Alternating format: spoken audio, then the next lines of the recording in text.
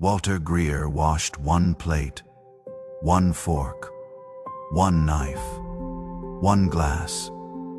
He set them in the drying rack, the same way he had set them every night for 730 nights. Then he turned off the kitchen light and walked down the hallway to bed. He counted because it was the only thing left that felt like control. Outside, the neighborhood was doing what neighborhoods do in November in Ohio. Leaves collecting in gutters. Porch lights coming on one by one as the dark came early. Somewhere down the street, a family was loud in the way families get loud when everyone is home and dinner is ready, and no one has to eat alone. Walter did not look out the window. Walter had learned, in 730 days, exactly which windows not to look through. The bedroom still smelled like Evelyn. He did not know if that was real, or if he had simply decided it was real and held onto that decision with everything he had. Her reading glasses were still on her nightstand. He had moved them once, 3 weeks after the funeral. Picked them up, walked to the bathroom, held them over the trash can, stood there for a long time, brought them back. They were still there. People who have never lost someone think grief looks like crying. Walter knew better now. Grief looks like 2 coffee cups. Every single morning, without deciding to, without even noticing at first, Walter filled 2 cups, set them both on the counter, stood there, then picked up one and poured the other down the drain. Not because he forgot. He never forgot. He did it because stopping felt like something he was not ready to do yet, and some mornings that was the hardest thing he did all day. He had been an engineer for 38 years. Bridges, mostly. Not the famous kind. Not the kind people drive across and take pictures of. The kind that connect small towns to other small towns. The kind that let a school bus get through after a flood. The kind that nobody notices until it is gone. He had built things designed to hold weight. He understood load-bearing structures. He understood that every material has a limit. And he had spent 2 years quietly wondering if he was approaching his. Evelyn Greer died on a Tuesday morning in November. She had been standing in the kitchen. Walter was behind her, reaching for the coffee filters. He heard a sound he had never heard before. He turned around, and the woman he had been married to for 41 years was on the floor.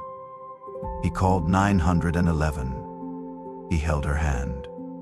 He talked to her the whole time. He did not know, in that moment, that he was already saying goodbye. She never came back to him. Not really. Not in any way that let him say the things he needed to say. She was there for 11 days after that. And then she was not. The strange thing about a loss like that, Walter learned, is that the world does not pause. The mail still comes. The furnace makes that sound it always made.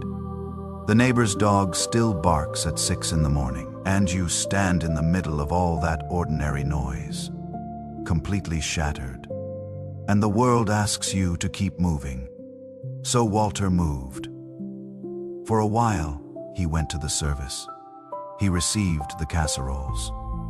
He answered the cards. He watched Adelaide, his daughter, grieve in that way young women grieve, completely and openly, and without apology. And he held her and said the right things, and meant every word. And then Adelaide went back to Portland, and the casseroles stopped coming, and the phone calls thinned out, and Walter made a decision he was not even fully aware he was making. He started disappearing. Not all at once. A declined invitation here, an unanswered call there. A door not opened when he heard knocking. Small choices that added up. The way water damage adds up, invisible until suddenly the ceiling comes down. He told himself he needed quiet. He told himself people had their own lives. He told himself that a man of 67 who had worked hard and lived honestly had earned the right to want nothing. What he did not tell himself, because he could not quite look at it directly, was the real reason. Evelyn had been the one who knew how to do this. She was the one who remembered birthdays and kept up with neighbors and knew exactly what to say when saying something was hard. Walter had always stood slightly behind her in social situations, not because he was weak, but because she was extraordinary at it, and he trusted her completely. Without her, he did not know how to walk into a room. He did not know how to be the person who reached out first. He did not know, at 67 years old, with 41 years of marriage behind him, how to simply be a man standing alone in the world. So he stopped trying. Silas Beaumont had been his closest friend for 30 years. They had met on a job site in 1994. Two stubborn men with strong opinions about load calculations, and they had argued for 20 minutes and then gone for a beer, and that had been that. Silas was a carpenter by trade and a philosopher by nature, and he was one of the few people Walter had ever met who could sit in silence without making it uncomfortable. 6 months after Evelyn died, they had an argument about money. Not much money. A small amount Silas had borrowed before the funeral. During a hard month of his own, Silas had not brought it up. Walter had not asked for it back. But Walter, in his grief and his exhaustion and his growing sense that the world was simply indifferent to him, had read the silence as something else, as not caring enough to remember. He never said that to Silas. He just stopped returning calls. Silas, who did not know what he had done wrong, gave Walter space because that was what Silas did. He respected a man's quiet, and 18 months passed like that. Two men who needed each other, both waiting, both too proud and too uncertain to move first. Adelaide called on a Wednesday evening in the second week of November. Walter was at the kitchen table, not doing anything in particular. Looking at nothing. He had gotten good at looking at nothing. "Dad," her voice was warm but careful. The way it always was now, like she was carrying something fragile and trying not to drop it. She could not come home for Christmas, a project, a deadline. The timing just did not work. She was sorry. She would make it up to him in the spring. Walter said what he always said. "That is all right, sweetheart." He meant it. Or he told himself he meant it, which had started to feel like the same thing. After he hung up, he sat in the dark for a long time. Then he did something he had not done in 2 years. He picked up his car keys. He did not know where he was going. He just knew he could not sit in that house for 1 more hour. He drove the way you drive when there is no destination. Slow, turning without deciding to turn. The streets were quiet. The town was doing that November thing again. Pulling inward, lights behind curtains, everyone somewhere warm. He did not plan to end up where he ended up, but there it was. A small white church on the corner of Millbrook and Sycamore. A building he had driven past 10,000 times without really seeing, because when you pass something every day you stop seeing it. But tonight, he stopped the car. He turned off the engine. He sat in the dark and looked at it. He and Evelyn had stood at the altar of that church in June of 1983. She had worn her mother's pearl earrings. He had been so nervous his hands would not stop shaking until the moment she walked through those doors, and then suddenly his hands were completely still, like her presence had simply settled everything. He had not been inside since the funeral. He did not go inside now. He just sat, and the quiet inside the car became a different kind of quiet. Not the quiet of an empty house. Something else. Something that had weight to it. Walter had not spoken to God in 2 years. He was not sure what he believed anymore. He was not even sure that mattered right now. He only knew that he was 67 years old and sitting alone in a parking lot at 9 at night, and he was so tired that the tiredness had gone past feeling like tiredness and had started to feel like something structural, like something in him was close to giving way. He did not plan to speak. The words came out before he decided on them. I do not know how to keep going without her.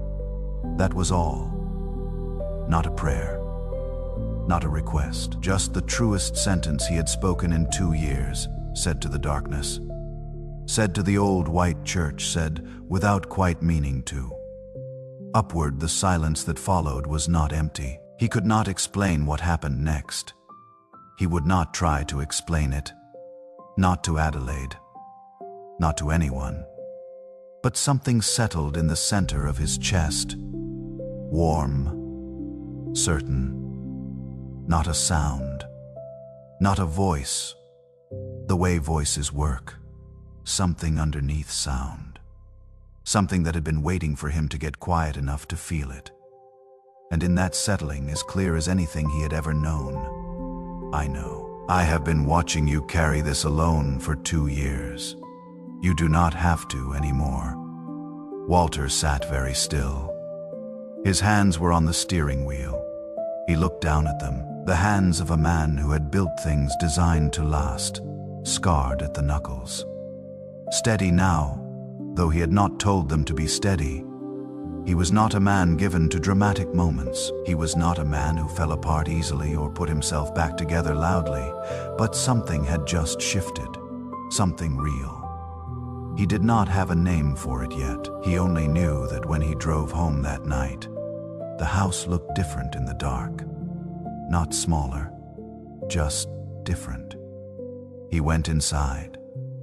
He did not turn on the television the way he usually did to fill the silence. He sat in the kitchen and let the silence be what it was, and on the drive home, something else had come to him. A recognition.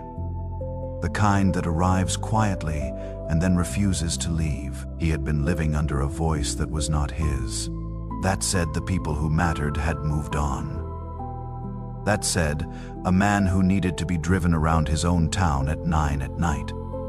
Because he could not sit still was a man who had already said everything he had to say to the world. He had believed that voice, not because he chose to, because it had been the only voice speaking. But tonight, there had been another one. And the difference between the two was so stark, so immediate, so undeniable, that Walter understood something he had not understood before. The first voice had never been his. It had never been the truth. It had simply been what fills the space when a man goes quiet long enough and refuses to let anyone in.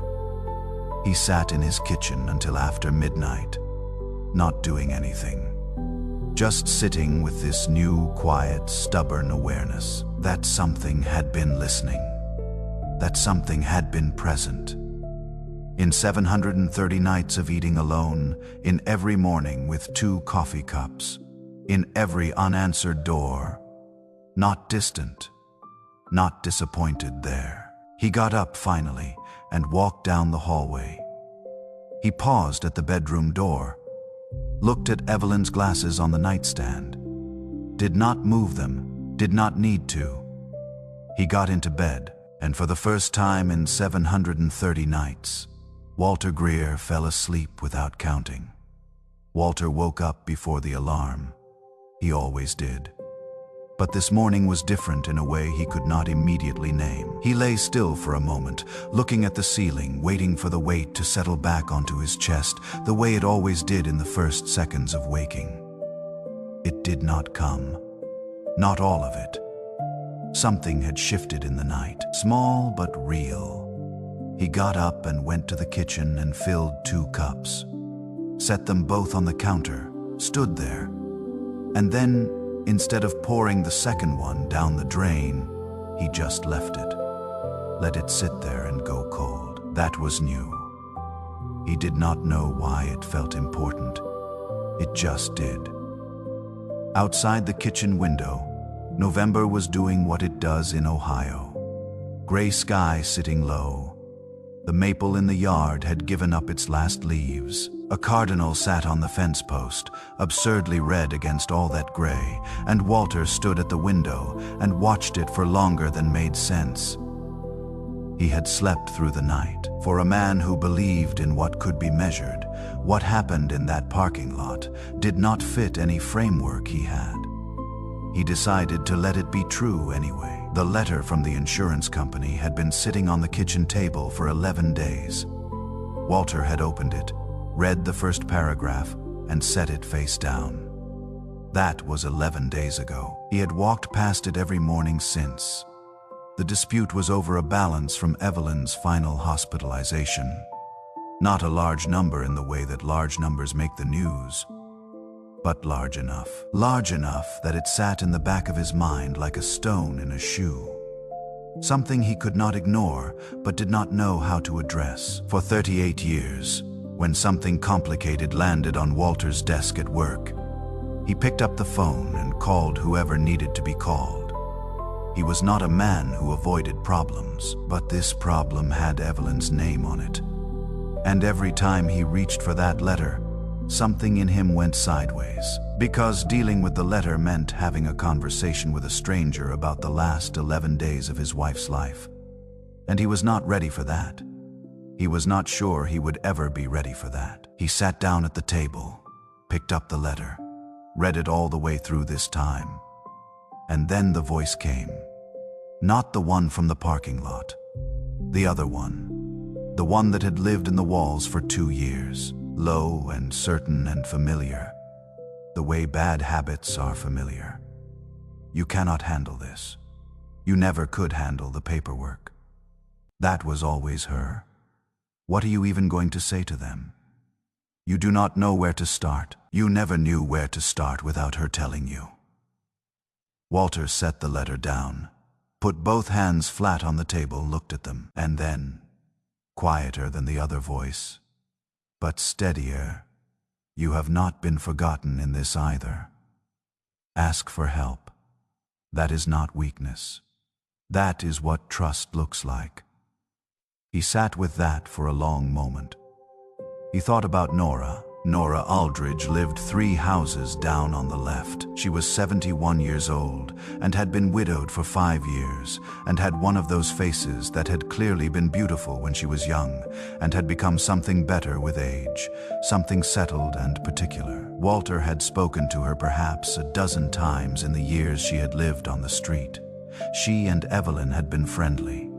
More than friendly, he realized now. He had seen them through the kitchen window sometimes, sitting on Nora's back porch, talking the way women talk when they are actually saying things. He knew, in the way you know peripheral facts about the people who live near you, that Nora's husband had been a CPA, 30 years in practice. Walter stood up from the table.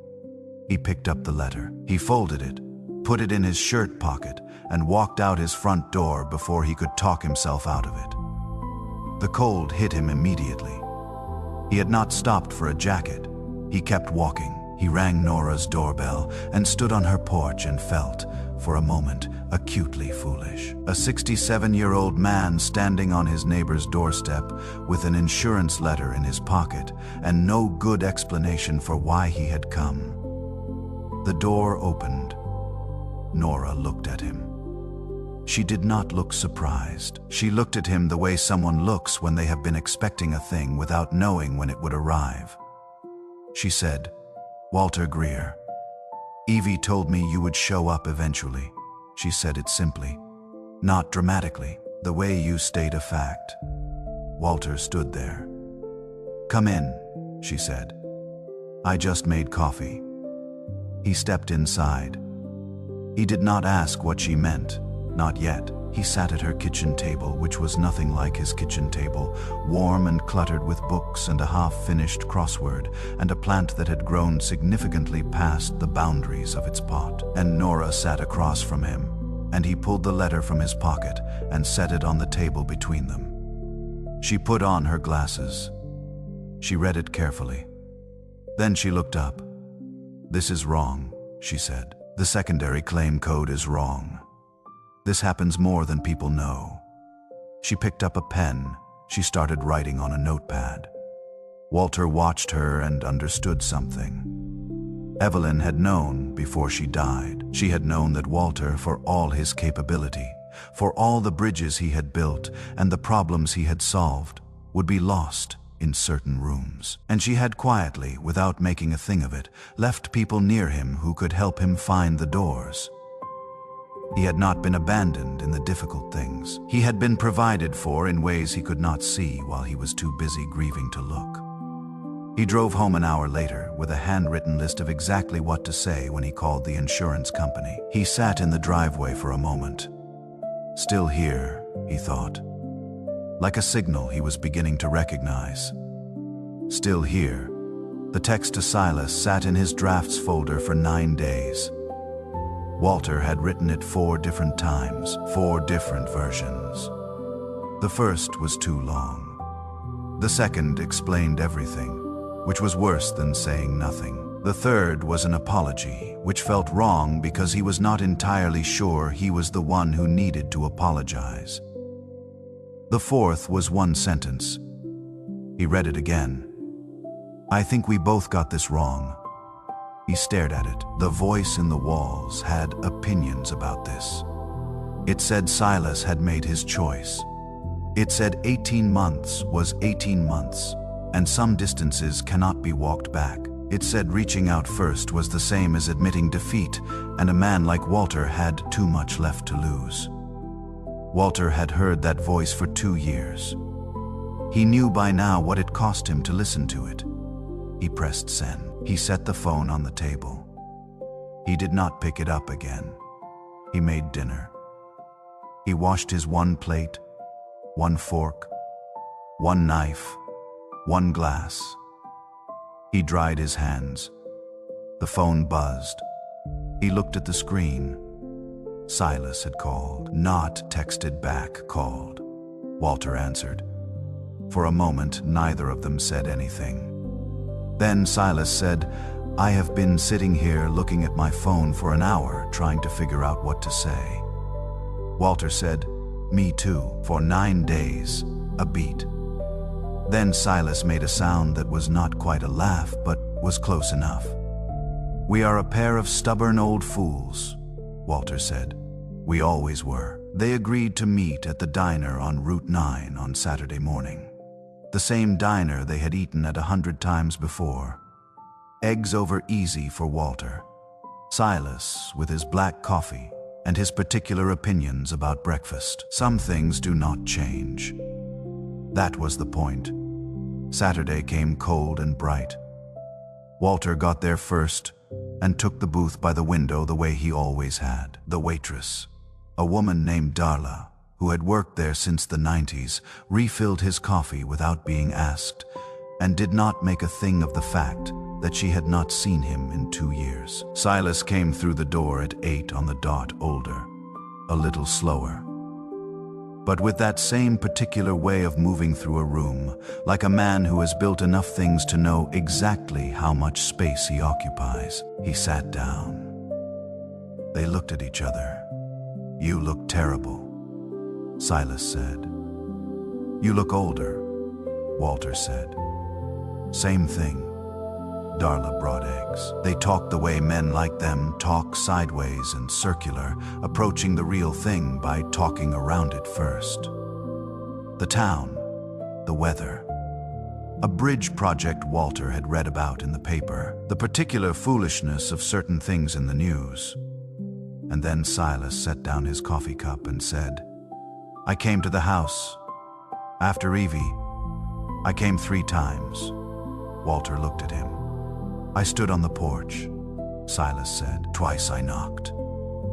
Once I did not even make it to the door. I just stood at the end of your driveway like an idiot."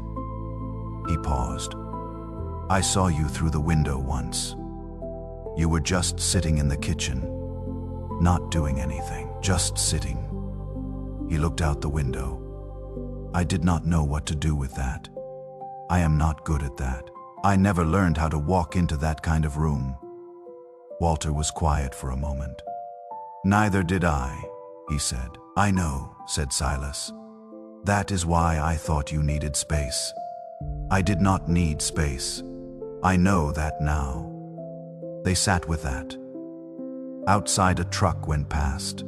A dog ran along the sidewalk, ahead of its owner, the ordinary world doing its ordinary things. Walter thought about what the voice had told him those 18 months. That Silas had not cared enough to reach back. That the silence was indifference. That the people who mattered had made their peace with his disappearance. None of it had been true. Not one word of it. The voice had taken the silence and filled it with the worst possible explanation. And he had believed it because he was alone and grieving and there was no one else speaking. He thought about that. About how long he had lived under something that had no business living in him at all. They paid the check. They stood in the parking lot in the cold and Silas said, "Friday dinners. My place or yours does not matter. We are not letting this go another 18 months, Walter said. My place. I have a decent bottle of something. Silas said, "You always did have better taste." They did not hug. They were not men who hugged easily, but Silas put his hand on Walter's shoulder for a moment. Firm, brief, the kind of gesture that says everything a long speech cannot. Walter drove home and the sky had gone from gray to a pale, watery blue. Not quite winter, not quite anything else. That in-between Ohio light that somehow manages to be beautiful when you are paying attention. He had not been paying attention to much of anything for 2 years. He was starting to. Ezra Whitfield moved in next door in October, but Walter had barely registered it. A light on in the house that had been dark. A truck in the driveway one weekend.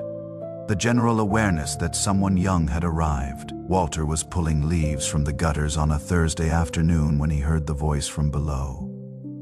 "Hey, excuse me." He looked down from the ladder. The young man standing in his driveway was maybe 20 years old, slight, dark circles under his eyes in the way people get when they are not sleeping well or are carrying something too heavy for their particular age. He was holding a folded piece of paper. "I am Ezra. I just moved in next door." He held up the paper. "I was trying to figure out some stuff about the bathroom wall, and I think I might have a problem. Someone at the hardware store said you were an engineer." Walter came down from the ladder. He took the paper. It was a hand-drawn diagram of some kind of interior wall situation. He looked at it. He saw immediately what the problem was. And then he saw 2 other problems that Ezra had not noticed yet. "Come inside," Walter said. "This is going to take a minute." They sat at the kitchen table. Walter turned the diagram over and drew on the back. He explained load-bearing walls. He explained why the plan Ezra had was going to cause problems in the ceiling of the room below. He explained what to do instead. Ezra listened, not politely. Actually listened, leaning forward, asking real questions. At some point, Walter got up and made coffee without deciding to and brought 2 cups back and set one in front of Ezra.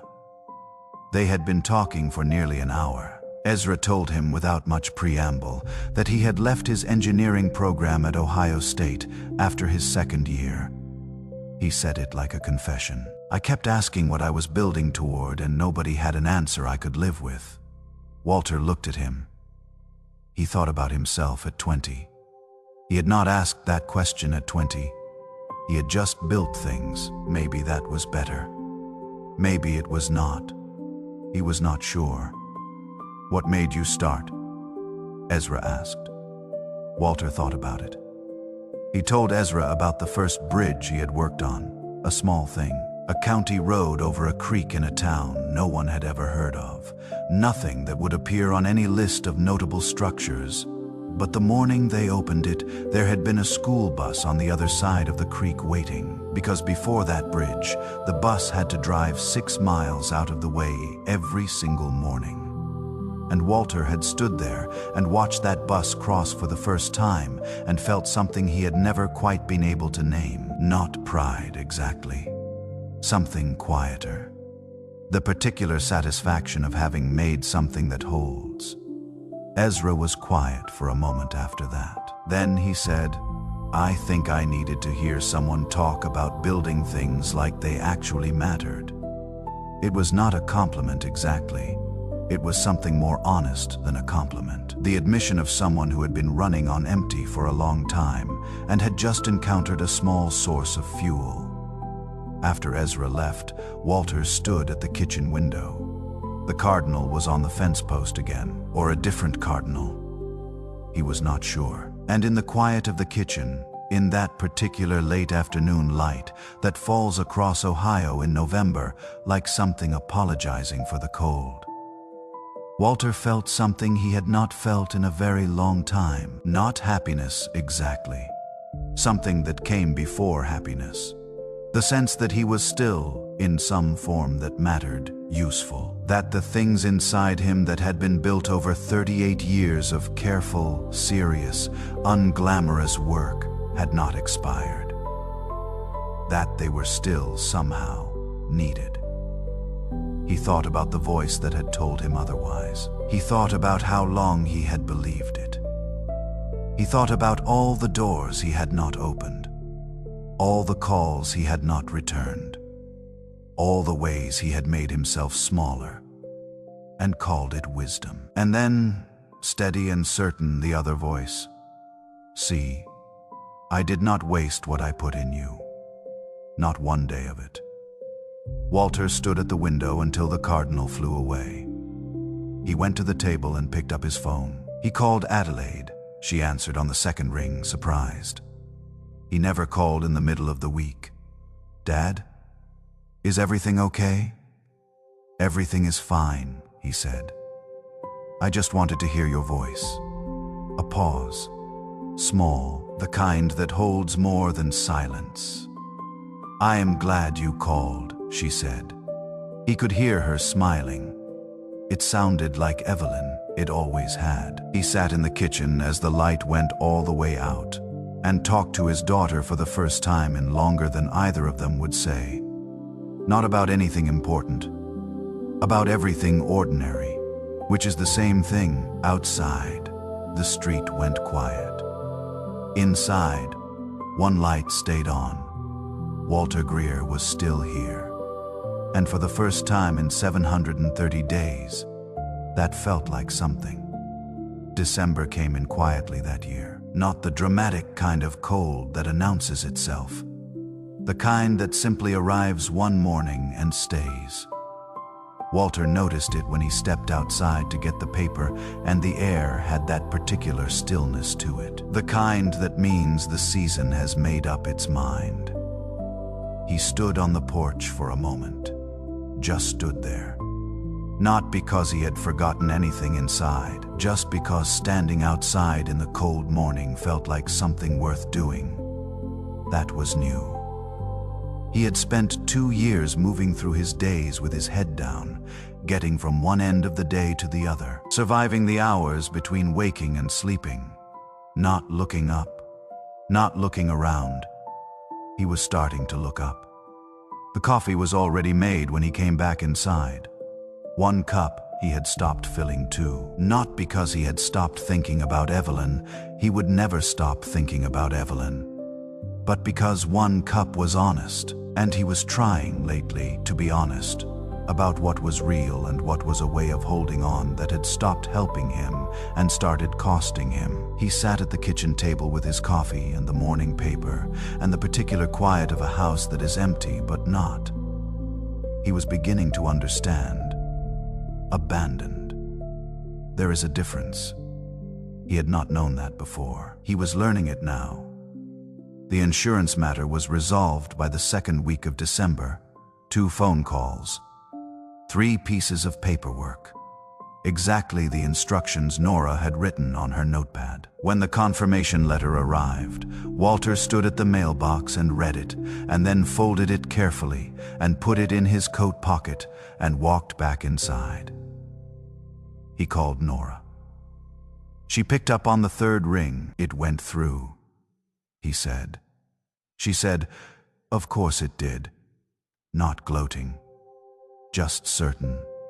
The way certain women of a certain age become certain, through long experience of being right about things and not making a production of it. He brought her coffee the next morning, knocked on her door at 8:15 with 2 cups, one for each of them. And she opened the door and looked at the cups and then looked at him and said, "You had better come in then." He did. They sat in her kitchen with its books and its overgrown plant and its comfortable disorder, and talked for 40 minutes about nothing consequential. The neighbors, a film she had watched, a memory she had of Evelyn, a small funny one, something that happened one afternoon on Nora's back porch that Walter had never heard before. He laughed. A real one, the kind that comes from somewhere genuine and catches you off guard. He had forgotten what that felt like. Apparently, it felt like that. He walked home afterward, and the street was bright with a thin winter sun, and he put his hands in his coat pockets and thought that the street looked different than it had looked in November. Not different because it had changed. Different because he was moving through it differently. Silas came for dinner on Friday. Walter made pot roast because pot roast was one of 4 things he could make reliably, and he was not going to pretend otherwise. Silas brought a bottle of something good and set it on the counter and made no comment about the pot roast. They ate at the kitchen table, talked for 3 hours. At some point, Silas said, "You seem different." Walter thought about it. "I had a conversation," he said, "in a parking lot, with nobody there." Silas looked at him for a long moment. He was not the kind of man who needed everything explained. "Was it useful?" he said. "Yes," said Walter. Silas nodded. "Good," he said, and picked up his fork. That was enough. That was the thing about Silas. He knew when a thing did not need more words put around it. Walter had missed that. He had missed it more than he had let himself know. Ezra knocked on the door the following Tuesday with a 6-pack and a question about load calculations that turned into a 2-hour conversation about structural engineering and then about something else entirely. The kind of conversation that moves the way real conversations move, without a plan, finding its own shape. At some point, Ezra said, "Can I ask you something personal?" Walter said, "You can ask. Do you think it is possible to figure out what you are supposed to do with your life when you are 20? Or is that something you only know later?" Walter was quiet for a moment. He thought about himself at 20. He thought about himself at 40. He thought about himself at 65. The year before Evelyn died, sitting in his office on his last day of work, packing up 38 years of his professional life into 3 cardboard boxes. He thought about what he knew now that he had not known then. "I think," he said slowly, "that knowing what you are supposed to do is less important than staying available for it. Most of the things that mattered in my life, I did not plan. I just did not close the door on them." Ezra looked at him. "That is the most useful thing anyone has said to me in 2 years," he said. Walter did not tell him how close he had come to closing every door there was. Some things you understand and do not need to say. Adelaide called on a Tuesday night in the middle of December. Not the scheduled call, not the careful. First of the month check-in with its practiced warmth and its gentle distance. This was different. Walter heard it in the first second. Her voice was not performing anything. She had lost a project, a significant one. Something she had worked on for 14 months. The client had gone a different direction. She said it flatly.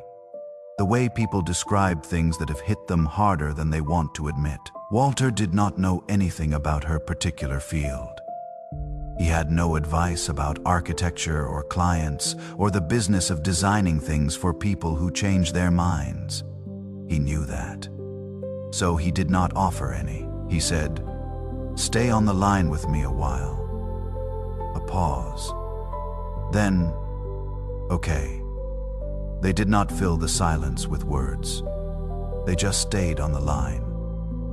Walter in his kitchen, Adelaide in hers. 3 states away. The connection between them thin as wire and stronger than he had understood it to be. At some point she said, "I forget sometimes that you are alone over there." He said, "I am not as alone as I was." Another pause, smaller this time. "Good," she said. And he heard something release in her voice when she said it. Some weight she had been carrying that he had not known she was carrying. The weight of worrying about him from far away and not knowing how to close the distance. She had been carrying that for 2 years. He had not thought to put it down for her. He thought about that after they hung up. How grief can become so consuming that you forget the people who are grieving alongside you. How you can be so focused on your own loss that you do not see the person across from you holding theirs. Adelaide had lost her mother. And then, in a different way, she had nearly lost her father. She had watched him disappear and had not known how to reach in and pull him back. She was his daughter, and she loved him. And she had been helpless in the way that loving someone and being unable to help them makes you helpless. He called her back. She answered immediately. He said, "I should have said this sooner. I am sorry you had to worry about me." She said, "Dad." Just that, just his name, but the way she said it. "I am going to be okay," he said. "I think I actually mean that now." She was quiet for a moment, then Mom would be relieved. He smiled. The kind that has some sadness in it but is still, genuinely, a smile. "I know," he said. She would have said something sharp about it, something that made me laugh. Adelaide said. She absolutely would have. They laughed, both of them together.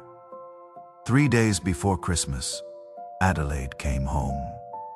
She did not announce it. Walter heard a car in the driveway on a Thursday afternoon and looked out the window and did not understand what he was seeing for a moment. His daughter, standing in his driveway in her winter coat, pulling a bag from the back of a taxi.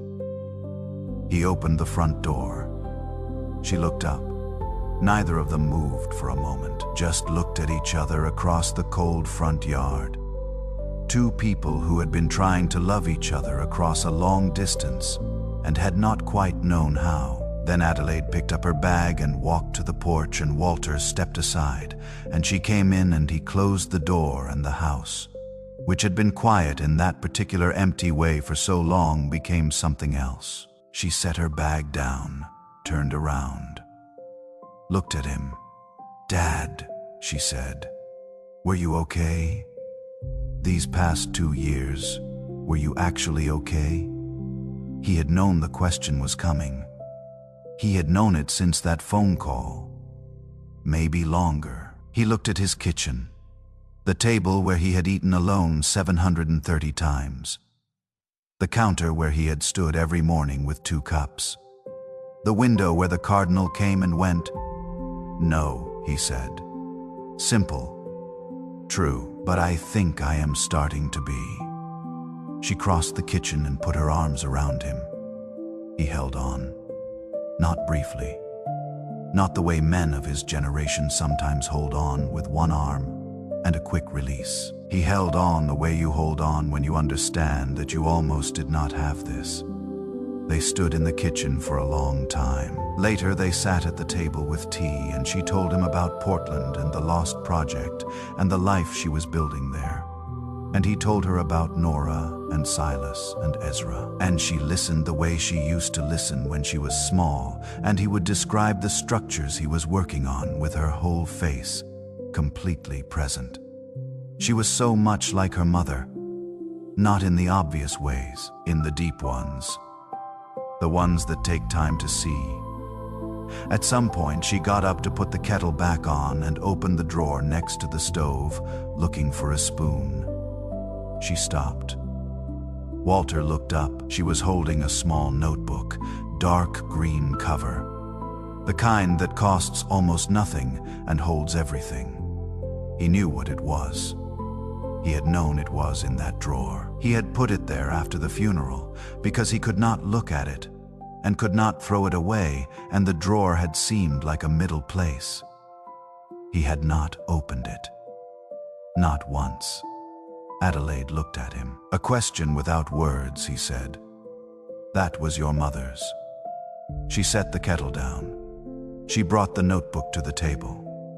She sat down across from him and set it between them.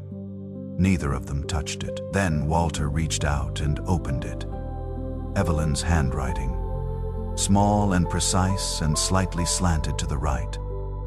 The way it had always been. The way it had been on grocery lists and birthday cards, and the notes she used to leave on the bathroom mirror when she had something to say and wanted to make sure he saw it.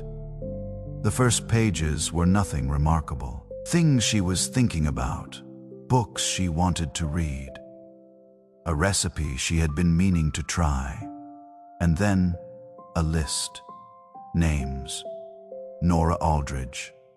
It said at the top, "She will know what to do. She has been through it.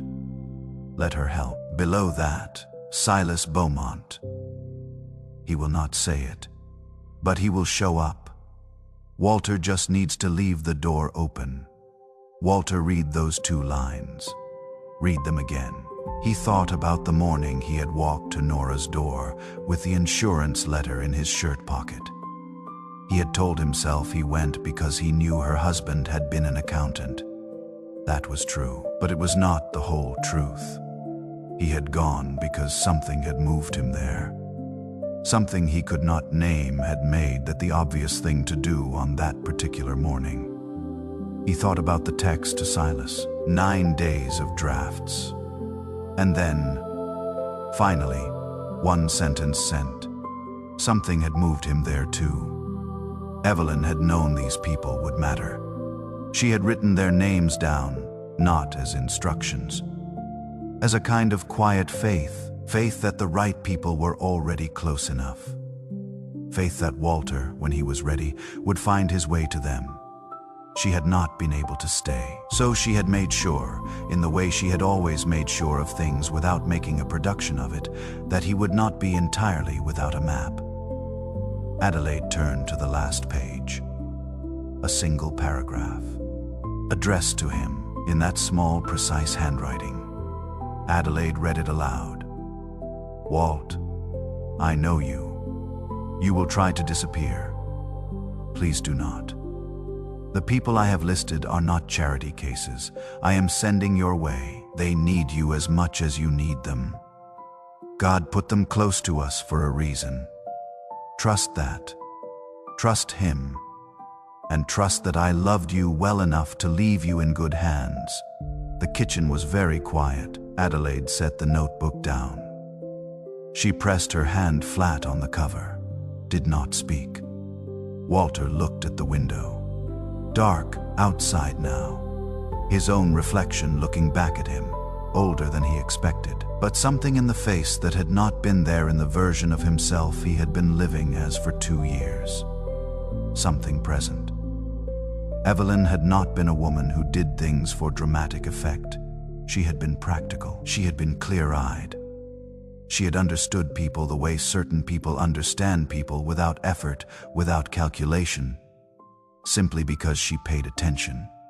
She had paid attention to him for 41 years. She had known he would try to disappear. She had known he would struggle to ask for help. She had known that grief would make him smaller if he let it. So she had left him what she could. Not instructions, names, and 1 paragraph of certainty that felt, sitting at the kitchen table in December with his daughter across from him, less like something written in a notebook and more like something spoken directly into the room. He thought about the parking lot, about the cold and the dark and the old white church and the words he had said into the silence. I do not know how to keep going without her. And what had come back? I know. I have been watching you carry this alone for 2 years. You do not have to anymore. He had thought, in that parking lot, that those words were about the people who would come. Nora, Silas, Ezra, Adelaide. And they were, but they were also about something that had been present the whole time.